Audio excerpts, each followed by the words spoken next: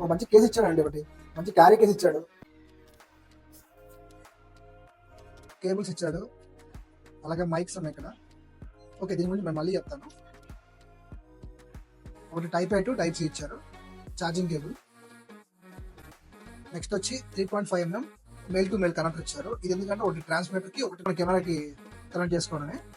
ఏంటంటే మన ఈ మధ్య ఎక్కువ రికార్డింగ్ అంతా మొబైల్ చేస్తున్నాం కాబట్టి లైట్నింగ్ టు 3.5mm డైరెక్ట్ ఇచ్చారు. టైప్ సూట్ ఇచ్చారు, డైరెక్ట్ కనెక్ట్ చేసుకోవడమే.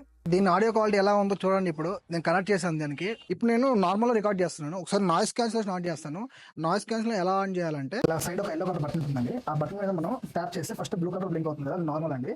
అది మనం బటన్ ట్యాప్ చేయగానే నాయిస్ క్యాన్సిలేషన్ ఆన్ అవుతుంది. మనం బ్లూటూత్ తో కంపేర్ చేసుకుంటే ఈ 2.4 GHz ఇచ్చారు కాబట్టి దాని ద్వారా చాలా ఫాస్ట్ గా మనకి డేటా అనేది ట్రాన్స్ఫర్ అవుతుంది. నెక్స్ట్ మనం నేను బ్యాటరీ బ్యాకప్ గురించి మాట్లాడుకుంటే, ట్రాన్స్మిటర్ లో వచ్చి 148 mAh ఉంటుంది, రిసీవర్ లో వచ్చి 200 mAh ఉంటుంది, దీంట్లో వచ్చి 400 mAh ఉంటుంది. మనం కంటిన్యూగా యూస్ చేస్తే ట్రాన్స్మిటర్ వచ్చి అప్ టు 8 hours దాకా వస్తుందని కంప్లీట్ క్లైమ్ చేస్తుంది. రిసీవర్ వచ్చి 18 grams ఉంటుందండి. మనకి ట్రాన్స్మిటర్ వచ్చి 11.8 grams 12 grams ఉంటుంది. తర్వాత మనకు వచ్చి కేసు వచ్చి 20 grams ఉంటుంది. చాలా లైట్ వెయిట్. నాకైతే ఇది వర్త్ అనిపించిందండి. ఇది మాత్రం best value for money. Full video కావాలంటే కింద ఇచ్చారండి, ట్యాప్ చేసి చూసేయండి. ఈ ఇన్ఫర్మేషన్ ఫ్రెండ్స్తో షేర్ చేసుకొని, ఈ ఛానల్ సబ్స్క్రైబ్ చేసుకొని నాకు సపోర్ట్ చేయండి. Thanks for watching.